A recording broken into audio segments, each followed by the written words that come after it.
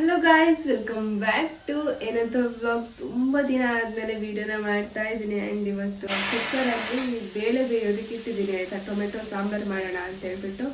And ಅವತ್ತು ಬ್ರೇಕ್ಫಾಸ್ಟಿಗೆ ದೋಸೆನ ಮಾಡ್ತಾ ಇದ್ದೀನಿ ಸಿಂಪಲಾಗಿ.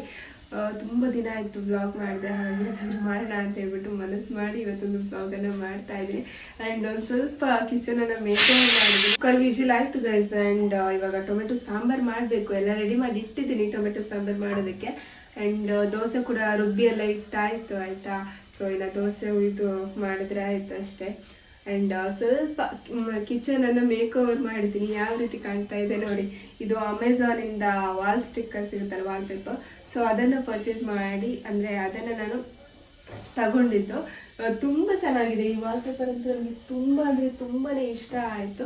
ಆ್ಯಂಡ್ ಒಂದೇ ಒಂದು ಶೀಟ್ ನಾನು ಬುಕ್ ಮಾಡಿದ್ದು. ಆ್ಯಂಡ್ ತುಂಬ ಜಾಸ್ತಿ ಸಿಕ್ಕಿದೆ. ಈ ಒಂದು ಫುಲ್ ವಾಲಿಗೆ ಒಂದು ಗೋಡೆಗೆ ಬಂದಿದೆ ಆಯಿತಾ. ಸೊ ನನಗಂತೂ ತುಂಬಾ ಇಷ್ಟ ಆಯಿತು. ಆ್ಯಂಡ್ ಈ ಒಂದು ವಾಲ್ ಪೇಪರ್ ನಿಮ್ಗೆ ಏನಾದರೂ ಬೇಕು ಅಂತಂದರೆ ಡಿಸ್ಕ್ರಿಪ್ಷನಲ್ಲಿ ಲಿಂಕ್ ಹಾಕಿರ್ತೀನಿ. ಸೊ ನನಗಂತೂ ತುಂಬಾ ಇಷ್ಟ ಆಯಿತು. ನೋಡ್ತಿರ್ಬೋದು ಕಿಚನ್ ಎಷ್ಟು ಚೆನ್ನಾಗಿ ಕಾಣ್ತಾ ಇದೆ ಅಂತ ಹೇಳ್ಬಿಟ್ಟು. ನನಗೆ ತೋರಿಸ್ತೀನಿ ನಾನು. ಕಿಚನ್ ತುಂಬ ಮೆಸ್ಸಿ ಆಗಿತ್ತು ಆಯಿತಾ. ಸೊ ಇಲ್ಲಿ ನೋಡಿ ಇಷ್ಟು ಬಂದಿದೆ, ಮೇಲೆಲ್ಲ ಹಾಕಿಲ್ಲ. ಆ್ಯಂಡ್ ಇಲ್ಲಿ ತನಕ ಬಂದಿದೆ ಆಯಿತಾ, ಇನ್ನು ಜಾಸ್ತಿ ಬಂದಿಲ್ಲ. ನೋಡಿ ದೋಸೆಗೆ ನೀರು ದೋಸೆ ಮಾಡುವಂಥ ರುಬ್ಬಿಟ್ಟಿದ್ದೀನಿ. ಆ್ಯಂಡ್ ಟೊಮೆಟೊ ಸಾಂಬಾರಿಗೆ ಇಷ್ಟು ಮಸಾಲೆ ಎಲ್ಲ ರೆಡಿ ಮಾಡಿ ಇಟ್ಕೊಂಡಿದ್ದೀನಿ ಆಯಿತಾ. ಉದ್ದಿನಬೇಳೆ, ಮೆಂತ್ಯ, ಹಾಗೆ ಕಡಲೆಬೇಳೆ, ಹಾಗೆ ಸ್ವಲ್ಪ ಜೀರಿಗೆ, ಕೊತ್ತಂಬರಿ, ಇದನ್ನು ಸ್ವಲ್ಪ ಚೆನ್ನಾಗಿ ಫ್ರೈ ಮಾಡ್ಕೋಬೇಕು. ಹಾಗೆ ಇದಕ್ಕೆ ಒಂದು 5 ಬ್ಯಾಡಗಿ ಮೆಣಸು ಬೇಕು ಆಯಿತಾ. ಆ್ಯಂಡ್ ಬೇಳೆನ ಇಲ್ಲಿ ಕುಕ್ಕರ್ನಲ್ಲಿ ಬೇಯಿಸ್ಕೊಂಡಿದ್ದೀನಿ. ಹಾಗೆ ಬಂದಿದೆ ಮಾತ್ರ. ನಿನ್ನ ನೈಟ್ 12 ಗಂಟೆ ಆಗಿದೆ ಇದು ವಾಲ್ ಸ್ಟಿಕ್ಕರ್ಸ್ ಎಲ್ಲ ಹಾಕೋ ಅಷ್ಟರಲ್ಲಿ. ಅಂದರೆ 10 ಗಂಟೆವರೆಗೆ ಹಾಕಿದೆ, ಅಂದರೆ ಊಟ ಎಲ್ಲ ಆಗಿ ನೆಕ್ಸ್ಟ್ ಕಿಚನ್ ಕ್ಲೀನ್ ಮಾಡಿ ನಂತರ ಈ ವಾಲ್ ಪೇಪರನ್ನು ಹಾಕಿದೆ. ನೆಕ್ಸ್ಟ್ ಮಗ ಕೂಡ ಎಚ್ಚರದಿಂದನೇ ಇದ್ದ, ಮಲಗಲೇ ಇಲ್ಲ ನಾನು ಮಲಗೋದು. ಸೊ ಹಾಗಾಗಿ ಅವನನ್ನು ಮಲಗಿಸಿ ಅವನ ಮಲಗೋಷ್ಟಲ್ಲಿ 10:30 ಆಯಿತು. ನೆಕ್ಸ್ಟ್ ನಾನು ವಾಪಸ್ ಎದ್ದು ಇದನ್ನು ಕಂಪ್ಲೀಟ್ ಅಂಟಿಸಿದ್ದೆ ಆಯಿತಾ ಸ್ಟಿಕ್ಕರ್ ಎಲ್ಲ. ಸೊ ಇಲ್ಲಿ ನೋಡಿ ಈ ರೀತಿ ಒಂದು ರಿಸಲ್ಟ್ ಬಂದಿದೆ. ತುಂಬ ಚೆನ್ನಾಗಿ ಕಾಣಿಸ್ತಾ ಇದೆ ನಿಜವಾಗ್ಲೂ. ಈ ಒಂದು ವಾಲ್ ಪೇಪರ್ ನನಗಂತೂ ತುಂಬಾ ಇಷ್ಟ ಆಯಿತು. ಬಟ್ ನೋಡಬೇಕಷ್ಟೇ ನೆಕ್ಸ್ಟ್ ಏನಾಗುತ್ತೆ ಅಂತ ಹೇಳ್ಬಿಟ್ಟು. ಇವಾಗಂತೂ ತುಂಬಾ ಚೆನ್ನಾಗಿದೆ, ನನಗಂತೂ ತುಂಬಾ ಇಷ್ಟ ಆಯಿತು ಆಯಿತಾ. ಬಟ್ ಇಲ್ಲಿ ನೋಡ್ತಿರ್ಬೋದು, ನಾನು ಇದನ್ನು ನೈಟ್ ಅರ್ಜೆಂಟಲ್ಲಿ ಹಾಕುವಾಗ ಉಲ್ಟಾ ಹಾಕಿದೆ. ಅಮ್ಮ ಹೇಳ್ತಿದ್ದಾರೆ ಇದಂತ ಉಲ್ಟಾ ಹಾಕಿದ್ದು ಅಂತ.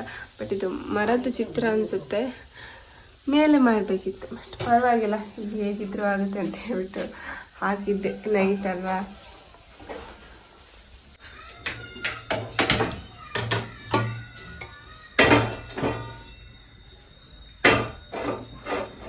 ಇಷ್ಟು ತಗೊಂಡಿದ್ದೀನಿ. ಸ್ವಲ್ಪ ಮೆಂತ್ಯ, ಉದ್ದಿನಬೇಳೆ, ಕಡಲೆಬೇಳೆ 1 ಸ್ಪೂನು, ಹಾಗೆ 1 ಸ್ಪೂನು ಕೊತ್ತಂಬರಿ, ಜೀರಿಗೆ, ಹಾಗೆ ಒಂದು ಸ್ವಲ್ಪ ಕರಿಬೇವಿನ ಸೊಪ್ಪು. ಸ್ವಲ್ಪ ಎಣ್ಣೆನ ಹಾಕೊಳ್ತಾ ಇದ್ದೀನಿ. ಮೊದಲಿಗೆ ಇದರಲ್ಲಿ ಕಡಲೆಬೇಳೆನ ಫ್ರೈ ಮಾಡ್ತೀನಿ. ಕಡಲೆಬೇಳೆ ಸ್ವಲ್ಪ ಲೇಟ್ ಆಗುತ್ತೆ. ಕಡಲೆಬೇಳೆ,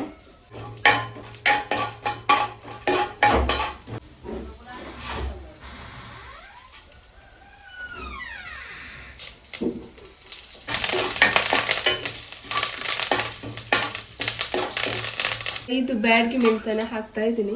ಹಾಗೆ ಕೊತ್ತಂಬರಿ, ಜೀರಿಗೆ ಎಲ್ಲ ಮತ್ತೆ ಫ್ರೈ ಮಾಡ್ಕೊಳ್ಳುವ ಅಂತ ಹೀಟೋಗ್ಬಿಡುತ್ತಲ್ಲ. ಇಲ್ಲಾಂದರೆ ಇದನ್ನು ಒಂದ್ಸಲ ಸಪ್ರೇಟಾಗಿ ಫ್ರೈ ಮಾಡ್ಕೊಳ್ಬೇಕಷ್ಟೇ. ಈ ಮೆಣಸಿಗೆ ಎಲ್ಲ ಇದಕ್ಕೆ ಫ್ರೈ ಮಾಡಿಕೊಂಡು ಕೊತ್ತಂಬರಿ, ಜೀರಿಗೆನ ಕೊನೆಯಲ್ಲಿ ಹಾಕ್ತೀನಿ. ಇವಾಗ ಗ್ಯಾಸನ್ನು ಆಫ್ ಮಾಡ್ತೀನಿ, ಹೀಟೋಗ್ಬಿಡುತ್ತೆ ಅಷ್ಟೇ.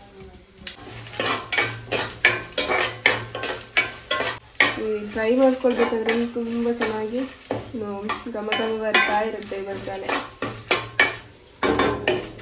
ಇದಿಷ್ಟು ಸಾಕು. ಇದು ಇವಾಗ ಇಷ್ಟು ಕೂಲ್ ಆಗಲಿ ಆಯಿತಾ. ಕೂಲ್ ಆದಮೇಲೆ ಒಂದು ಮಿಕ್ಸರ್ ಜಾರ್ಗೆ ಹಾಕ್ಕೊಂಡು ರುಬ್ಕೊಳ್ಳುವ.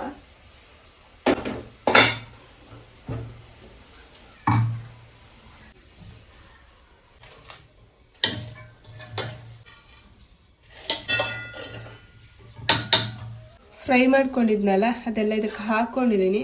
ಇವಾಗ ಇದಕ್ಕೆ ಒಂದು ಸ್ವಲ್ಪ ತೆಂಗಿನಕಾಯಿ ತುರಿ ಹಾಕ್ಕೊಳ್ತೀನಿ. ಒಂದು ಸ್ವಲ್ಪ ಹುಣಸೆ ಹುಳಿ ಹಾಕ್ತಾ ಇದ್ದೀನಿ ಆಯಿತಾ. ಸ್ವಲ್ಪ ನೀರು ಹಾಕಿ ರುಬ್ಕೊಳ್ತೀನಿ.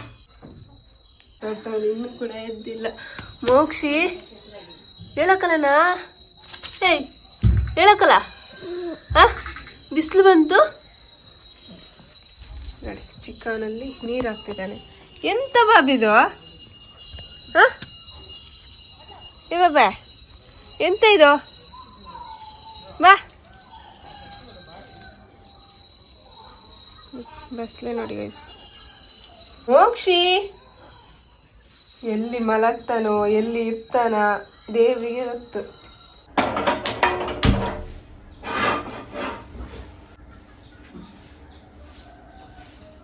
ಅದಕ್ಕೆ ಒಂದು ದೊಡ್ಡ ಸೈಜ್ ನೀರುಳ್ಳಿನ ಹಾಕ್ತಾ ಇದ್ದೀನಿ.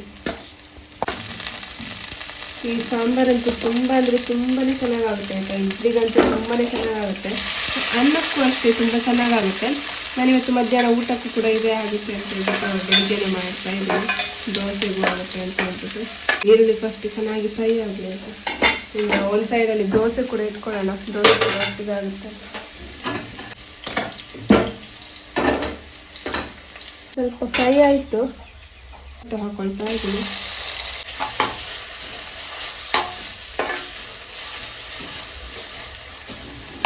ನೋಡಿ ಗೈಸ್, ದೋಸೆಗೆ ಬಾಳೆ ದಿಂಡಿದ್ದು ಒಂದಾದ್ರೂ ಬಾಳೆ ಗಿಡ ಇದ್ರೆ ಉಂಟಲ್ವಾ, ಏನಕ್ಕಾದ್ರೂ ಯೂಸ್ ಆಗುತ್ತೆ. ಅವಾಗ ಒಂದೇ ಒಂದು ಬಾಳೆ ಗಿಡ ಉಂಟಿದೆ ನಮ್ಮ ಮನೇಲಿ.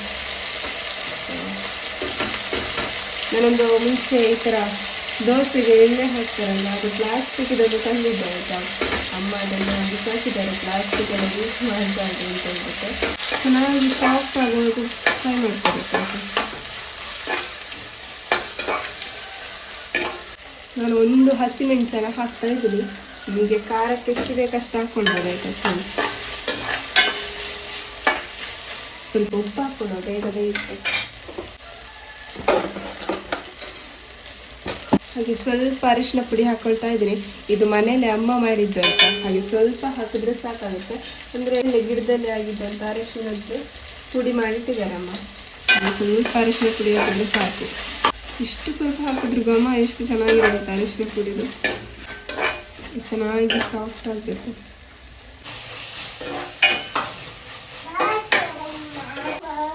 ಇದು ಚೆನ್ನಾಗಿ ಸಾಫ್ಟ್ ಆಗಿದೆ. ಇದು ಟೊಮೆಟೊ ರುಬ್ಬಿರುವಂಥ ಮಸಾಲೆ ಹಾಕ್ತೇನೆ.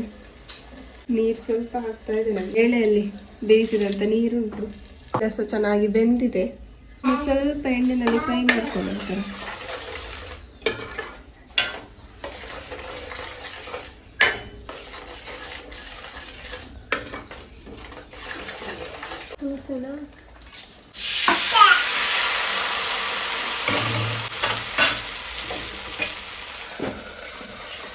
ಇದಕ್ಕೆ ಬೇಯಿಸ್ಕೊಂಡಿರುವಂತಹ ಬೇಳೆನ ಹಾಕ್ತೀನಿ. ಇವಾಗ ಟೊಮೆಟೊ ಸಾರು ಕುದೀತಾ ಇದ್ಲಿಕ್ಕೆ ಸ್ವಲ್ಪ ಬೆಲ್ಲ ಹಾಕ್ತಾ ಇದ್ದೀನಿ ಆಯ್ತಾ. ಹಾಗೆ ಸ್ವಲ್ಪ ಹಿಂಗಿನ ನುಡಿ, ಘಮ ಚೆನ್ನಾಗಿರುತ್ತೆ, ತುಂಬಾ ಚೆನ್ನಾಗಿರುತ್ತೆ. ನನ್ನಂತೂ ಫೇವ್ರೇಟ್ ಈ ಸಾಂಬಾರು. ಹಾಗೆ ಕುದಿದೆ ಆಯ್ತಾ ಸ್ವಲ್ಪ.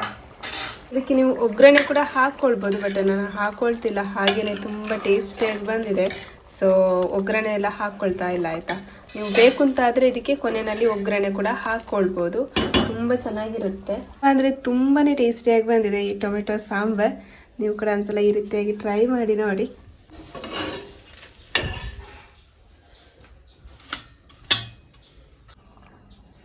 ಚಹಾ ಕುಡಿತಿದ್ದಾರೆ ಗೈಸ್. ದೋಸೆ ಇಷ್ಟನಾ? ದೋಸೆ ಎಲ್ಲ ರೆಡಿ ಆಯ್ತು. ಇನ್ನು ನಾನು ಬ್ರೇಕ್ಫಾಸ್ಟ್ ಮಾಡಬೇಕು. ಅಂದ್ರೆ ಮಕ್ಳಿಬ್ರು ಕೂಡ ಹಾಕೊಟ್ಟಿದ್ದೀನಿ. ಅವರು ನಾಯಿ ಗೊಂಬೆಯನ್ನು ನೋಡ್ತಾ ತಿಂತಾ ಇದ್ದಾರೆ. ತುಂಬಾ ದಿನ ಆಗಿತ್ತು ವ್ಲಾಗ್ ಮಾಡಿದೆ, ಹಾಗಾಗಿ ಇವತ್ತೊಂದು ಪುಟಾಣಿ ವ್ಲಾಗ್ ಮಾಡೋಣ ಅಂತ ಹೇಳ್ಬಿಟ್ಟು ಮಾಡಿದೆ.